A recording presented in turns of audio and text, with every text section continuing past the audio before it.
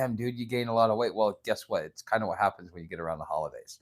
So, yeah, that, and I kind of stress ate and kind of like binge ate like 15 pounds. So now that that stress is over and all this other stuff is over, um, come on up here, Sam. Come on up. Come on up. You want to say hi? You want to say hi?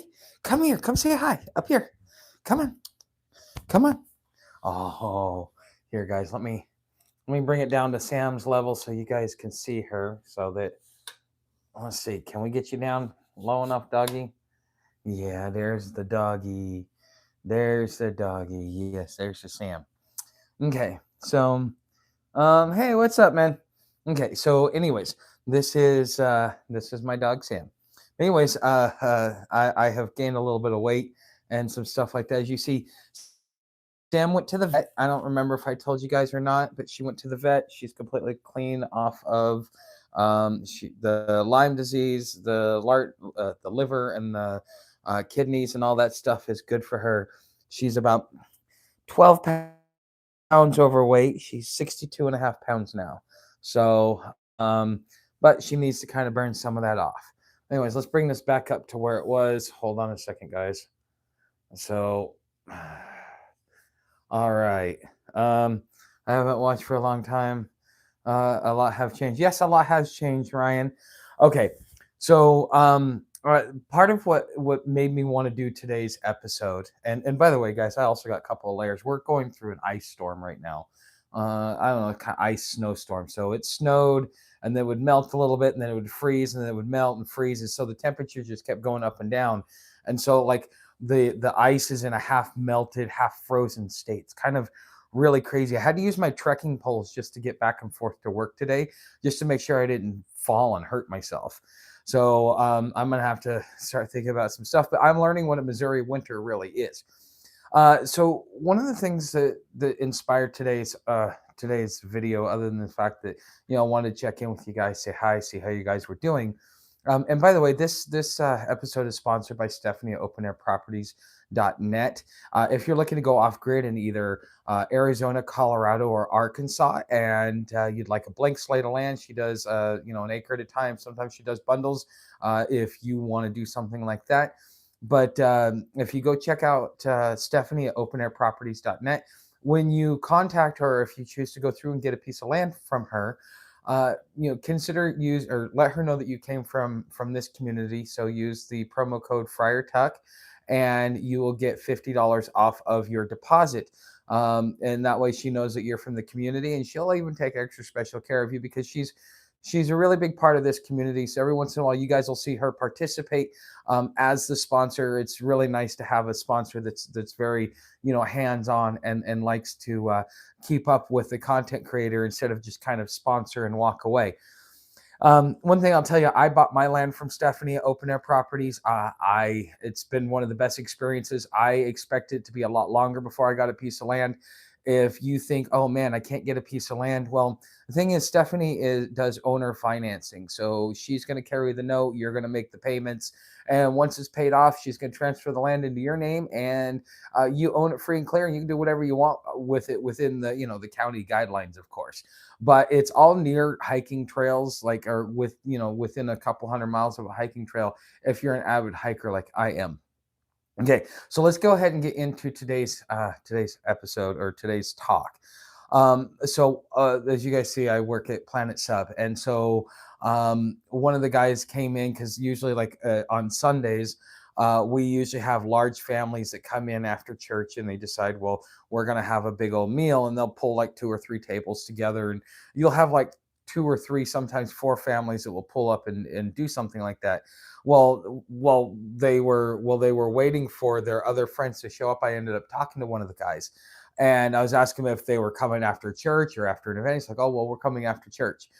And as we got to talking, he was telling me, that he was part of, the community had one church at one point in time, but it had gotten to a point where it wasn't very.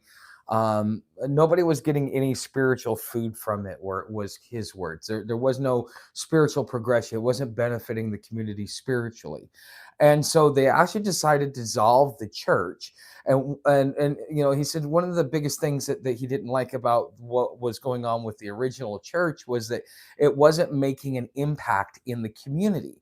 And so when 38 of this congregation got together, they basically rebuilt this church, and it's called the Bridge.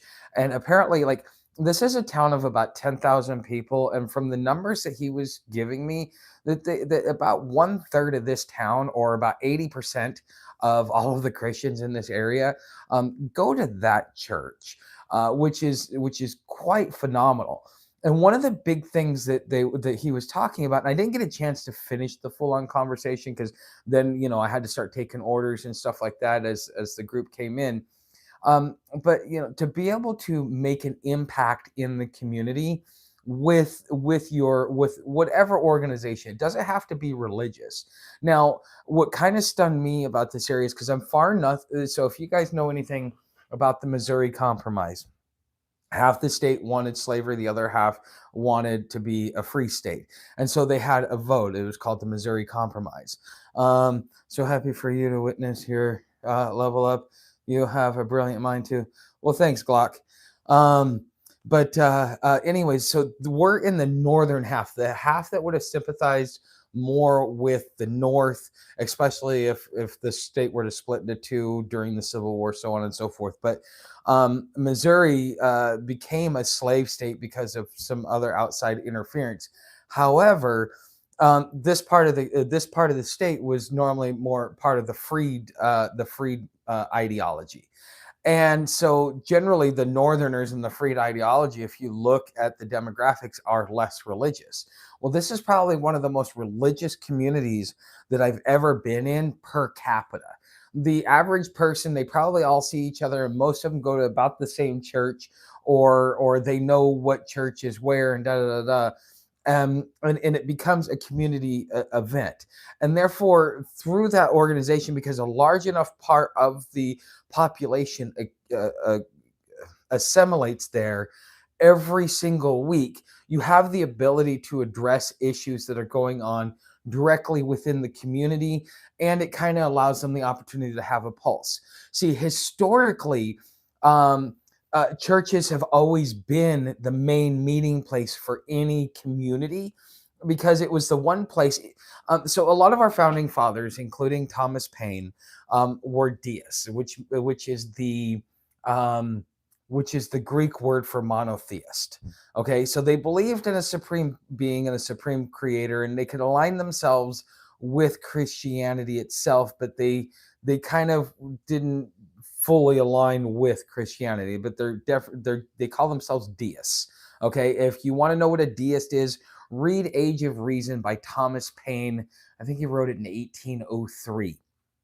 It's a very, very good book. But anyways, the church is where the community would do business. So everybody in the community that's where you met. So if you lived out of town, you only came into town once a week, but you only came into town just to go to church, just to go meet with people. This is where business was done. This is where community events were planned.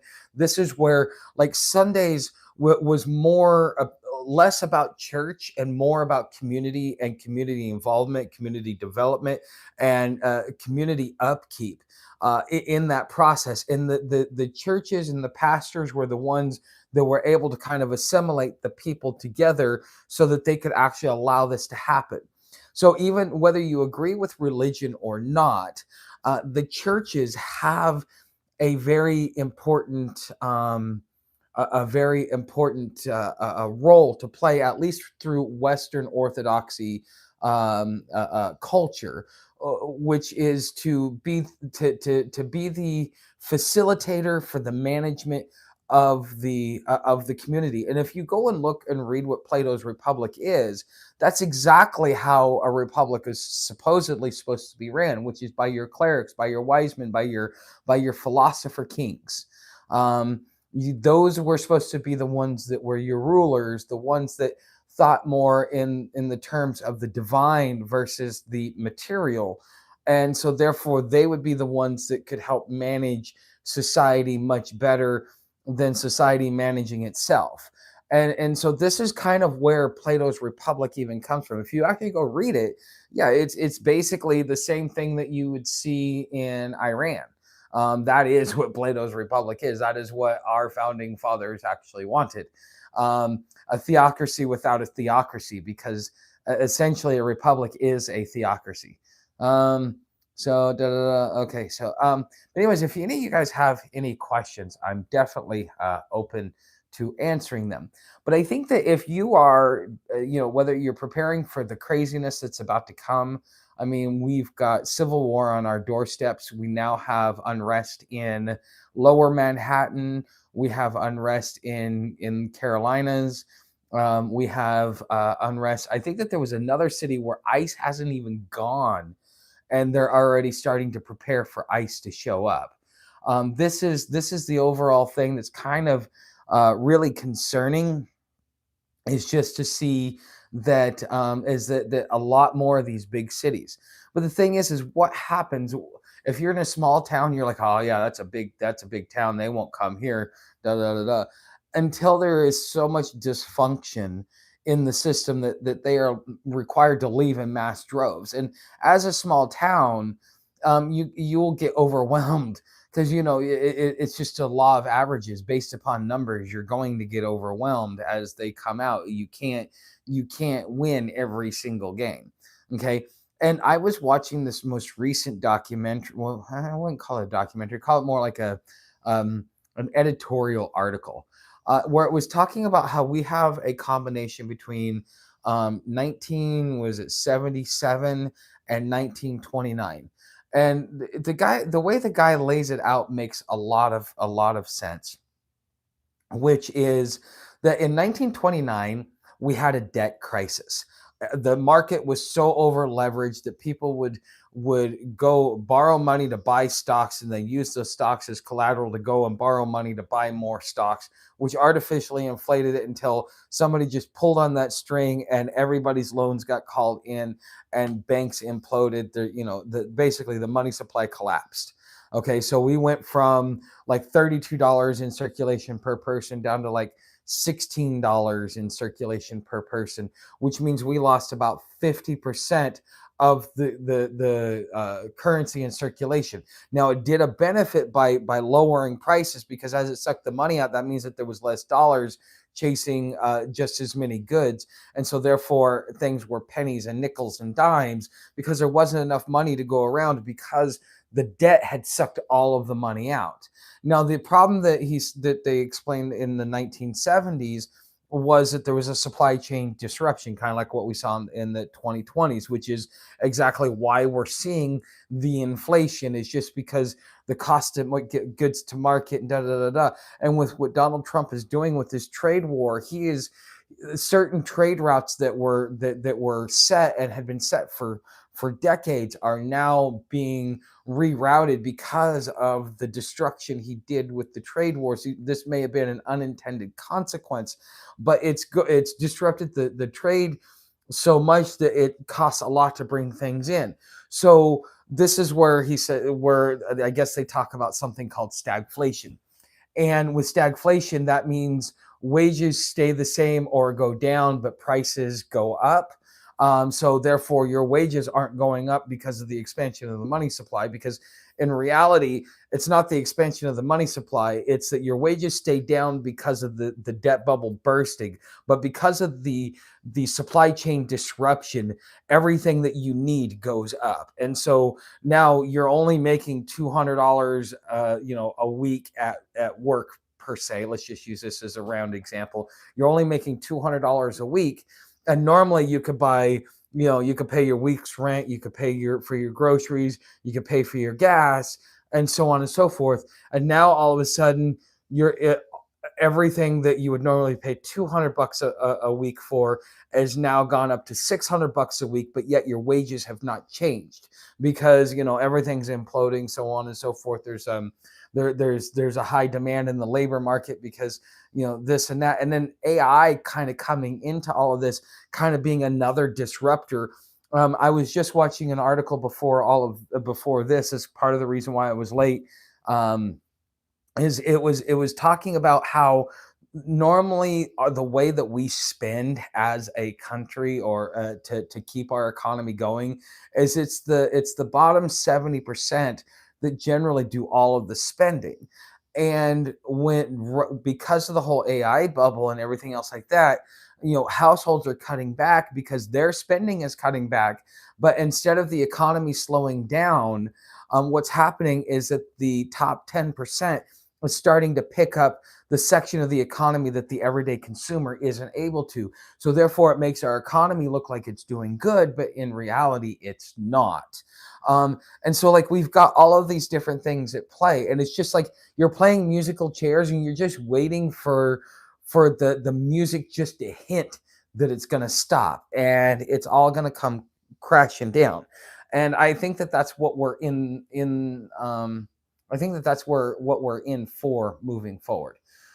So, anybody have any comments on this? I mean, I unloaded a lot here. I figured somebody would have an opinion of something about this. So, hold on. Well, you guys are thinking up. Well, you guys are thinking up any. If you guys have any input on what I just said, or tell me what your opinion is, I'm gonna go grab my soda. I'll be right back.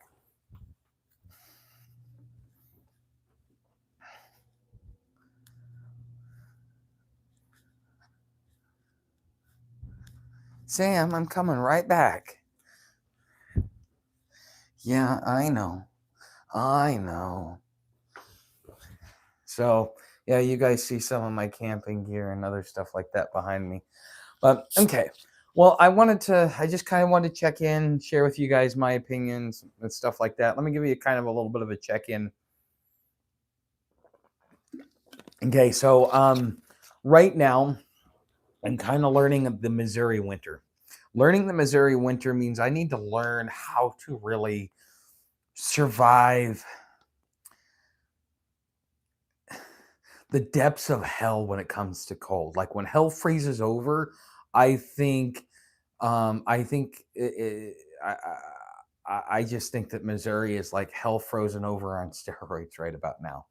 Um, I don't know. It just to see it's like the high is like 23, and it's just the beginning of November, or the beginning of December. I mean, tomorrow's the first, and wow.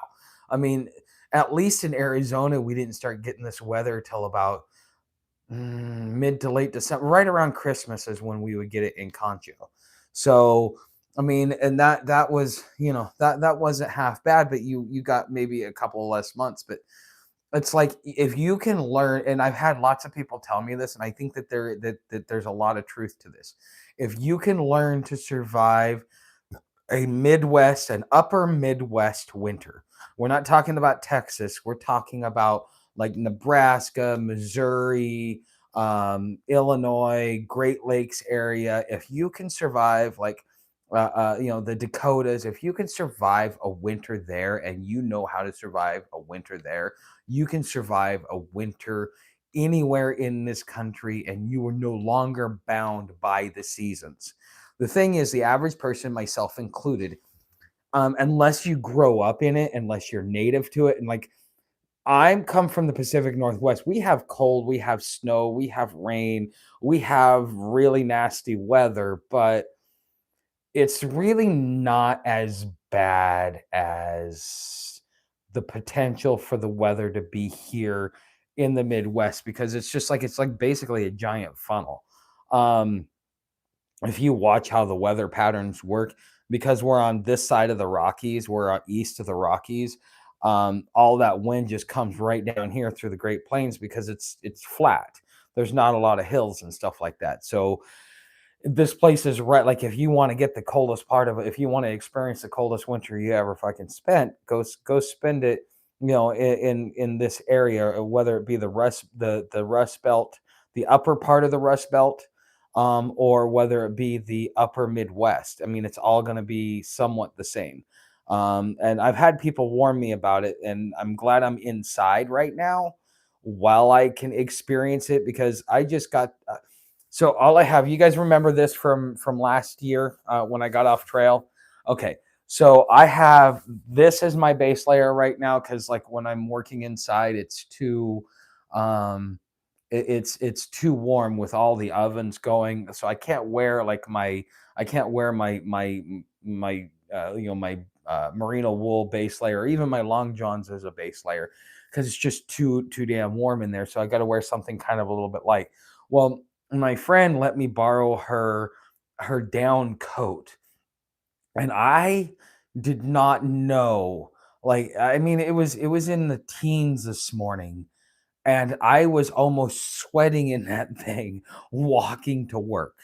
I mean, it's something else. It was the craziest thing that I've experienced. But so now apparently she was able to find a really good deal on it for about $75.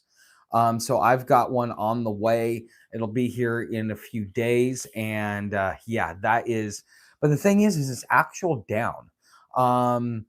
She found it on Land's End. If anybody's looking for, because they've got some coupons and some discounts, so I guess she got like $112 off of it. So if you're looking for a good coat, they she found a down coat, a puff jacket, that yeah, and it goes down into a ball about that big. And so she found something like that for like $75 after shipping on Land's End after the $112 discount. So that's something to think about. So if you're in a cold area and you're looking for a good deal, especially for Black Friday, now I don't get any affiliates or anything else like that, but I'm gonna start, because I've started getting gear from outside of Amazon, because I've gotten so frustrated with buying Amazon gear. Because in reality, it's good if you want to stick between like 30 degrees and like 70, 80 degrees as far as the temperature ratings in which you're going to stay in. uh, if you actually want to be able to get out of being stuck in that little fucking temperature zone, and you want to expand it, you're gonna have to go to um, other places. So I used for I think the sale, it goes on until midnight tonight, but I think it was like 30% off, 20 or 30% off of the of anything on Enlightened equipment.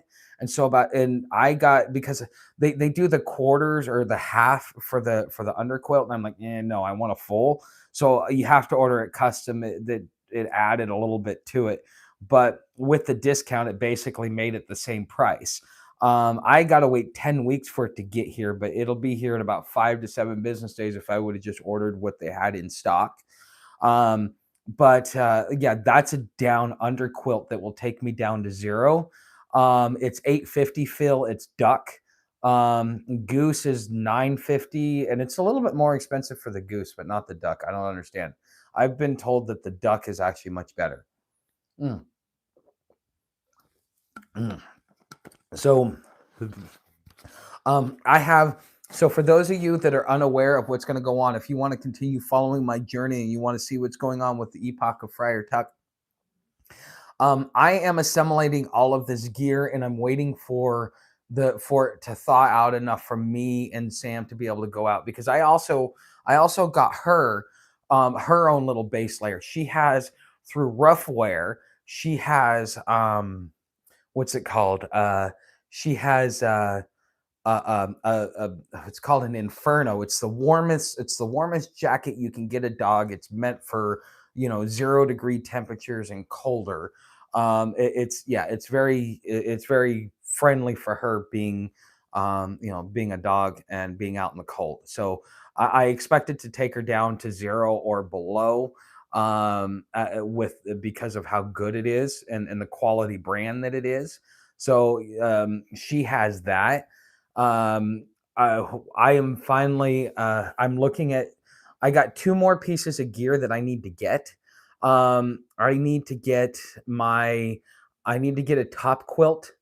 I'm debating between down and synthetic. Synthetic will only get you down to about 20 degrees. Down will get you down to 0 degrees. And the thing is it's not that I'm gonna be down in 0 degrees. I will probably be down in the teens and 20s because I'll be heading south if I know it's getting that cold. I just want to be able to make sure that if it does get that cold, if I move slow, if I'm behind schedule, the elements are not gonna catch up to me. And so, I'm debating between, and I'd like to know what your guys' opinion. If you've made it this far, looks like serious upgrade for the, from the, from the truck. Yeah, this homestead. Yeah, I mean, I've gone a lot of different places. This homestead, huh? Okay, yeah. I mean, um, I'm a nomad. I'm always on the move. Every time I think I'm ready to settle down, every time I think I'm going to settle down, I settle down, but then I'm still moving around. So I bought property, but and I still have the property, but then I decide to go to another state, and yet I'm static again. I'm moving. I'm still always moving around. I never seem to stay at one place for more than like 6 to 9 months on average. If you guys ever watch, if you ever want to check in on me like once a year, you'll see I'm in a different place every year. I'm in a different state, different country. Well, not different country, a different state, different region, different setup all the time. When you're a nomad for life, you don't know. It's like the you create so much momentum that you just don't know how to not go with it. And so, like, I was telling my friend this the other day. I was like, the when I went out last time, sorry, we got barking spiders. When I went out last time, I bought myself a bike and panniers, and I spent a lot of money on gear, kind of like what I'm doing right now. Because I'm like, I want to go out, I want to go comfortable. I've got the money. If I'm gonna go out, I'm gonna go out comfortable. And so I spent, I got $1,000 bike. I fucking went and bought all kinds of gear and stuff like that I needed or I thought I needed, and went and rode about 1,000 miles on it before I realized, man, I hate fucking bikes. I should have never done it. I've always been a walker. I like walking, and hey, I hiked for a couple of years and I enjoyed it thoroughly. So I know, because I don't like driving. I will either hop rails, take a Greyhound, or take a trail, and that is just going to be my primary modes of travel. Like, those are the modes that I like most, is because rails and Greyhound are quick. It just depends upon how much time you have to get there. Like, Greyhound is an instant gratification. Rails is like patient but quick. And trail is like you got nowhere else to be, so just go take a nice little nature walk. And so what I'm planning on doing now that I'm getting all of this gear, because yeah, I want to get myself a top quilt, because the sleep system. Another thing that I've noticed is that, and I was explaining to her, I'm like, do you know how much gear I went through in 2 years being on trail? Do you know how much gear I went through? I started off sleeping under the stars, got an Ozark Trail tent, gave up the tent, got a hammock, gave up the hammock, started sleeping under the stars again. I gave up my fucking sleeping bag that I bought that had followed me for months. Like, I, I don't have anything that I originally started off with, not even my phone. Um, that is how much gear that I have gone through in 2 years. I could not say that, hey, I've had this longer than a year. Um, uh, yeah, I think right now the thing that I've owned the longest would be my Teton pack, and I don't know. Oh, maybe my cook set. I've had this cook. No, no, no. I had to replace the cook set. Yeah, no, the cook set's the oldest thing I have. My little rocket burner, because I had to buy that because somebody stole it. Um, yeah, so I mean that's the oldest thing I have. That has not been replaced or upgraded or changed or something along those lines. So if you think you're gonna go out like, oh, I got my gear, da, da, da, da. Now, now that I've sat there, because I'm like, okay, before I've always done it and I've done it for fun and I've done it to travel, but I've always gone into the cities. I've never been like, I'm gonna be on trail for whatever long. It's like I would travel from city to city, and I would, get up on my feet just like I did. I showed up here in Maryville. Within 10 days, I had a job, and within another 10 days, I had my first paycheck. So I was here for 3 weeks, not even a full month, and I'd already gotten a job in my first paycheck. Okay, this is the type of what I'm used to. Show up, get a job, work it for a while, move on when you're done. I like my job. I just see a lot of other things that are going to make it to where my job. I mean, I could stay here for 2 or 3 years, but I don't think um, if my job survives this whole crash that's coming, I'll be highly surprised. Um, but then the thing is because they pay me so well, they may need to let me go just because I start costing too much, because I can, outside of a couple of management duties, um, I can pretty much I can cut meat, cut cheese, I can make every single thing in there from scratch. Um, I know how to open, close, count drawers, do the whole nine yards. So like it's just basically wherever she needs me, I can show up and do it. But the thing is they also pay me very well, and I make more than just about everybody there, because I have and because I know just about everything there. And so, as time goes along, they're going to end up paying me. They're end up giving me more and more raises, and giving me those raises means that, yeah. So I don't see a lot. I don't see my job being sustainable for me for too much longer. Maybe another year, 18 months, and then I maybe, they just can't keep me around for whatever costs, or maybe because I'm just too much labor for what they're getting, even though, they could have because basically yeah. Anyways, I don't want to get too much into it. um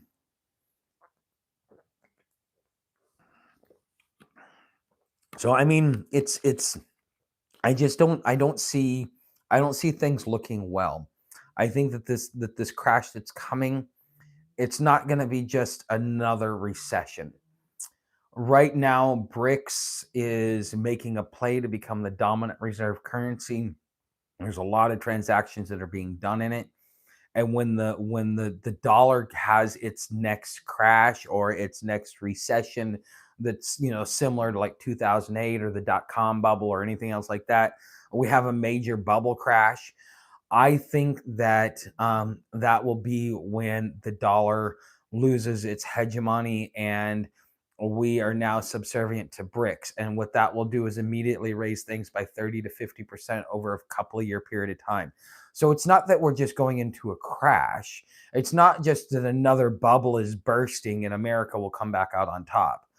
The competing currency for reserve status is making a play because of how our politicians have mismanaged the global currency system for so long, they chose to make their own system. And in less than 20 years, they've become viable, competitive, and ready to become the reserve currency. I mean, there's because of all the sanctions that we're putting on them, all we're doing is driving everybody to BRICS. And then it snowballs, and we're at the bottom of the food chain because nobody wants to do business in dollars anymore, because America alienated all of its friends through bipolar politics.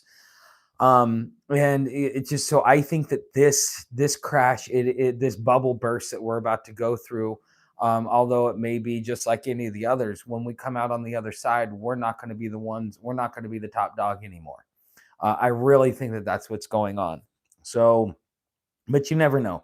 It could be, I could be wrong, but when March comes, I'm anticipating that the snowball effect, and that a lot of the things that are happening, um, I'm anticipating that there will be stuff that I can cover that will be newsworthy.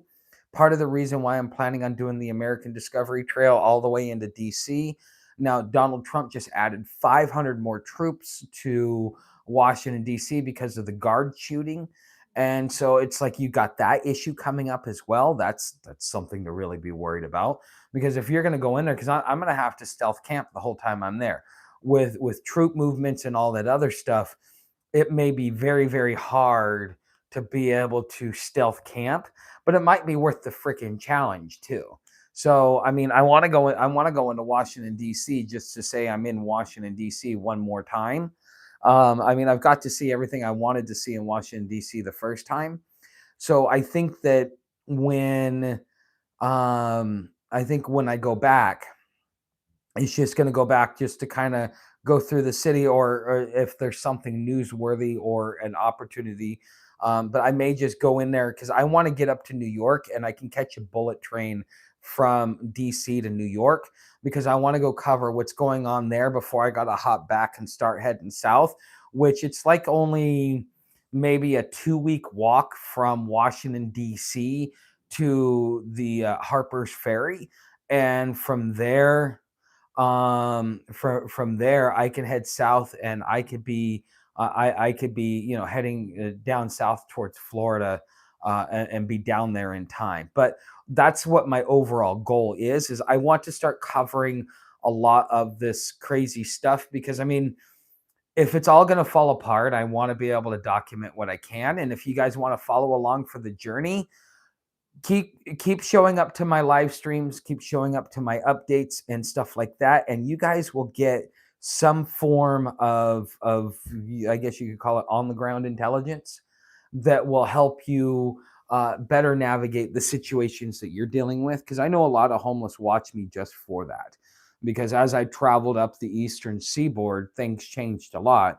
And it was kind of like an indicator for it was kind of like the canary in the coal mine for a lot of the homeless, at least so I've been told by a few. Excuse me. So I mean, this is just some basic things. This is what I'm planning on doing. This is what I'm moving towards. So if you guys want to follow me into the next chapter of my nomad life, I mean, I went from being homeless and on trail to being a property owner to traveling again to being a property owner and on trail. So my status keeps changing. Everything keeps changing, but I just want to let you guys know this is the direction. So here's gonna be my final question to you guys.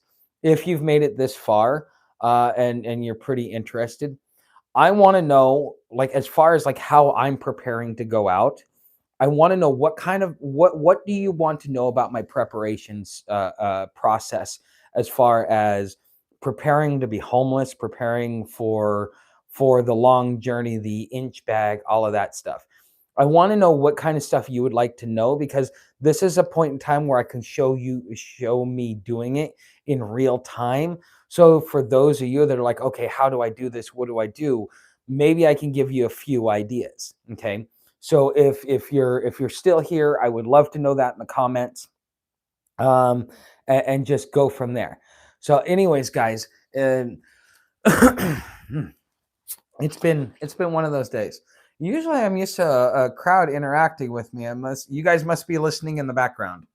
Mm. It is Sunday after all, and there's probably a football game going on. I heard that the Chiefs lost to the Cowboys. I was so disappointed. I was kind of hoping that the Cowboys would lose. But this is going to be my preparation process. So let me give you some insight. Since we see I got some more people coming in, let me give you some insight on preparing for homelessness and preparing, whether you're a prepper that wants to do your here listening in the background. Okay, cool, Lewis. You know, then for those of you that have stood around for this long and they're listening to me in the background, let me give you a nugget then. Let me give you something to go by.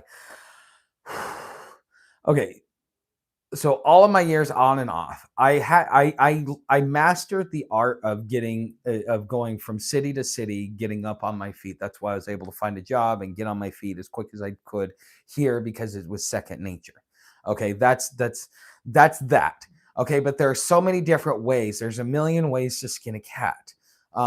So that is one way to be a nomadic, to be a nomadic hobo.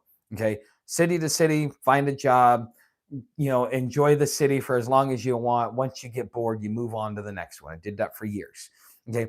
The other way that I am finding that I like, because I did like the city to city, but because of how the world is going, I don't really see that as a very smart option. Plus, I have a dog, and having being a hobo with a dog in a city makes it really, really rough, especially finding jobs. That is one thing. Okay, um, I am finding ways that I like to travel, and this is going to be my final method of travel. Um, I You guys will find out kind of what happened when I went to the dentist and the whole oral surgeon thing and all that other stuff. You guys will find this out later on. But in a couple of years, I may not be around. That's just the fatal diagnosis. Even if they do the work, there's no guarantee that it will not continue spreading. So I'm just kind of like, I could spend thousands of dollars and hope that it fixes it, or I could just let it run its course and just move on. Okay, that's the simplest way to put it. And so I want to like it. How do I want to ride off into the sunset? Okay, riding off into the sunset means that it means that uh I want to go and enjoy nature. I loved being on trail. I loved walking the nature trails, meeting people in small communities. I got to see the real heartbeat of America. Like, Americans in general aren't this like angry mob that we see on TV. Americans are very kind and generous and hopeful people. They're very thoughtful. If they see that you're walking in the rain and they can give you a ride up the street to get into a dry spot, they're going to do it.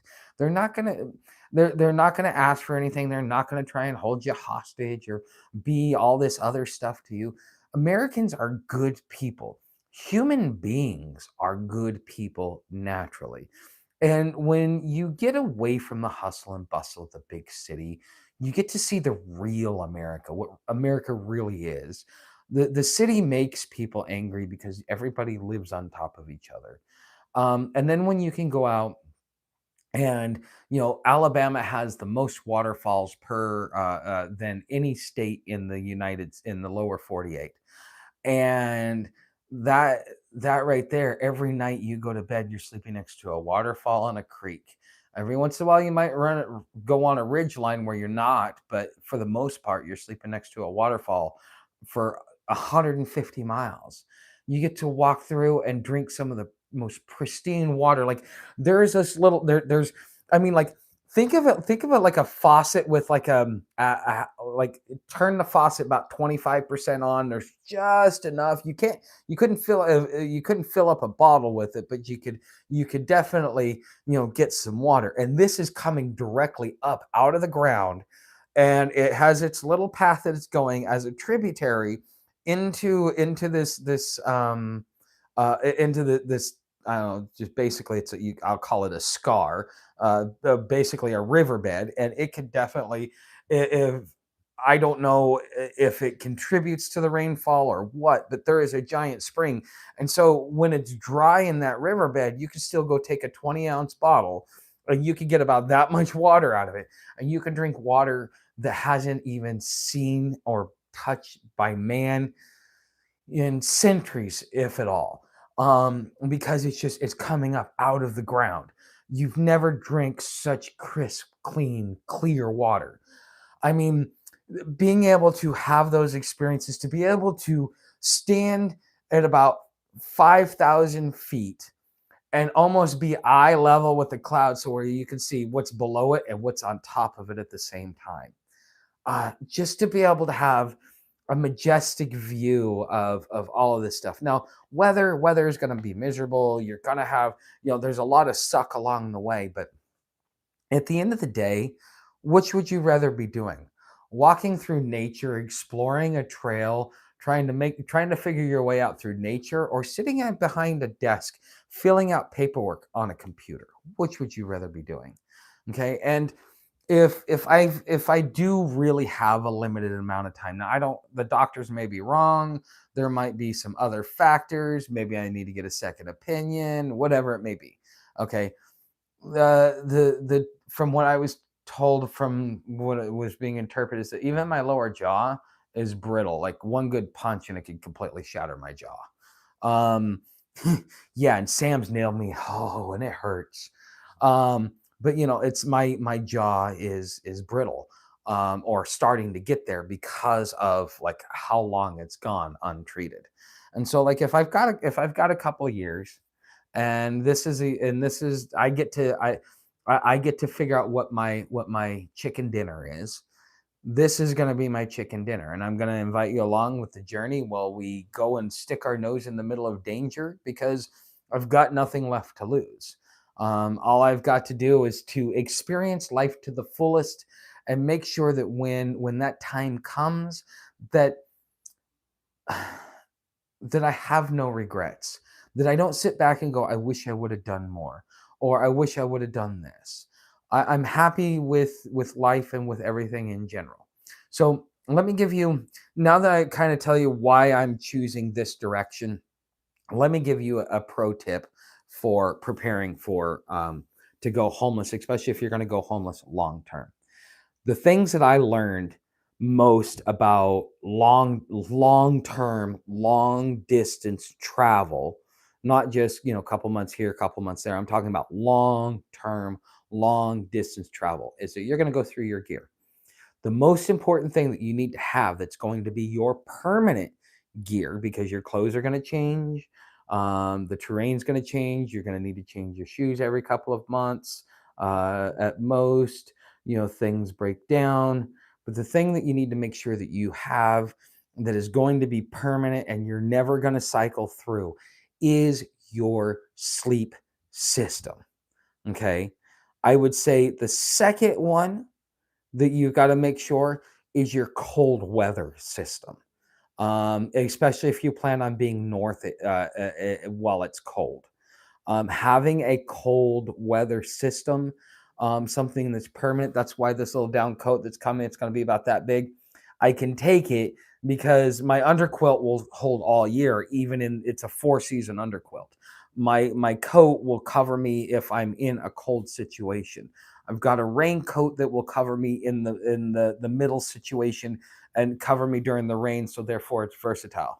Yes, you might consider these luxury items, but like, you've got to make sure that you stay warm and that you get sleep. You can make um you can if you've got a can and a P38, and you can build a fire, you can stick that can on the fire. You got to figure out a way to pull it out, but you can stick that can on the fire. Okay. And um and pull it off, and you therefore you don't need a cook system. Like, if you have to go full on primitive, you can figure things out. But when it comes to your sleep, if it's cold out, you can't there's really not a lot that you could do real quick in a pinch to fix your situation. So if you don't have the right sleeping gear that will keep you year round, okay, I would say the next most important thing is the pack in which you carry. My biggest problem is, and the reason why I like the external frame pack, is because it sits high, so it doesn't place the weight on my shoulders. Because this shoulder right here, okay, this is the first time in probably 2 years or more that this hasn't hurt. This area, like, I thought it was like, it's still kind of tender, but it's not nearly as tender. Like, I couldn't put anything on here because I was putting so much weight on my collarbone, that because my pack sagged, because it was a pass through for the belt versus actually being sewn and actually a part of the actual system and reinforced. that made it miserable. Even the extra padding adjustments that I made, and it brought me to a point where it was taking away the amount of distance that I could do in a single day because of how much weight was being the 80% of the weight was being put on my shoulders instead of being put on my hips. All of my power is in my legs. That's why I like walking. So therefore, putting it on my hips is way easier than putting it on my shoulders. So making sure that you have a well-fit pack that puts a majority of the weight, and you got to realize, you once you get it, you need to weigh it down with all the gear that you plan on taking. Put it on, and first of all, get a chance. Make sure you weigh it, because here's the thing. Like I'm looking at the Osprey Aether 65, and that thing can hold 50 to 60 pounds maximum. I'm looking at the 70 plus that can hold they say anywhere between like 50 to 70 pounds, 60 to 70 pounds. Okay, so I get a little bit more because it's a more reinforced frame. Now it goes from 4 pounds to 6 pounds to be able to hold that extra 10 pounds. And so now I'm actually like, instead of adding 10 pounds worth of weight, I'm adding 12 pounds worth of weight to my overall body.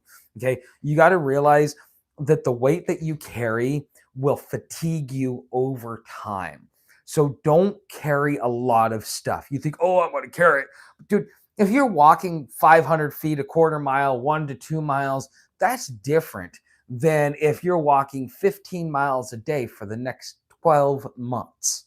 Okay. There's a big difference in how your body feels and stuff like that. So if you're planning on picking up gear, this oops, I'm probably you guys, nobody said anything about not being able to hear me. So, but anyways, you guys got to, with the gear and stuff, you got to make sure that you reduce the impact on your body, because your body has got to be what stays in tip top shape.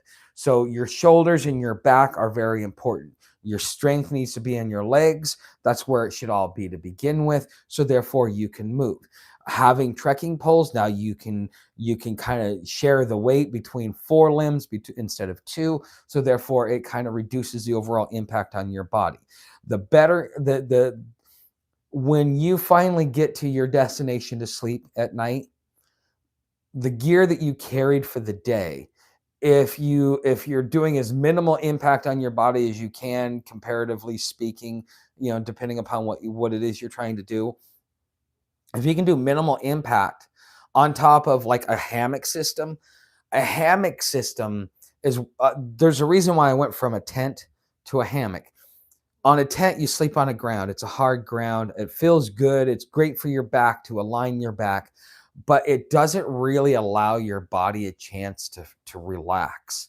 Not only that, sleeping pads are a pain in the butt. The foam ones are too don't do right. The inflatable ones never stay inflated. It's always a pain in the ass. I mean, honestly, your biggest problem long distance hiking is going to be your sleeping pad if you're going to sleep on the ground. Whereas in a hammock, you're sleeping in pretty much a zero impact system. So you're just basically, you're hanging there. The weight is spread throughout the hammock. You don't even feel it. Honestly, my lower back and my body, it's just like I got twice as good a recovery from the sleep at night, sleeping in a hammock, because of the zero impact system versus sleeping on the ground. Because I would be sore sooner, stiffer, longer by sleeping on the ground versus sleeping in a hammock. That's why I chose a hammock. But there is one drawback, is if you don't, sometimes you need to put a tarp up, not because it's raining, but in order to protect yourself from the wind, because you lose keeping your heat, especially, like with the hammock and it being this far off the ground, that wind underneath there, that wind funnel, that sucks a lot of your heat out, especially if you've got with your underquilt. That's why it's important to have a proper barriers with your shelter, and make sure that your hammock is set in line with your tarp, because your tarp is should be somewhat of a wind barrier to kind of help retain the heat. And so like when it gets cold, make sure you're always putting that tarp up, because it helps you retain more heat. Okay, so For those of you that were curious, that want to know my opinion and my understanding of a lot of these different things, there you go. So if you're preparing to be to go sideways, this is the best piece of advice that I can offer you. Get your sleep system down. Make sure your cold weather system is pat, and make sure that you have a pack that will not destroy your body, because sometimes, my my Teton cost me $100. The Osprey is going to cost me 400. What's the difference? The difference is my back is gonna enjoy me and not hate me anymore, because the straps are like that thick. They're not thin straps like this crap here that I got. There's the way that the hip belt and the way that it's set is actually, they have a proper suspension system so that it can be ergonomic on your body. You get what you pay for, and sometimes you can only afford so much. But when you get cheap gear, like, even though Teton $100 for a 65-liter bag, you're like, oh my god, that's a lot. I can go get one for 35. Okay, you get what you pay for. $100 is entry level into hiking.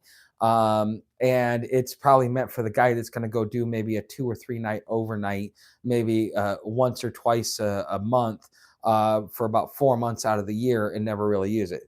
In North Florida, next to a river, not thinking gators were that far north. Scared. Oh, you must have been on the Swanee.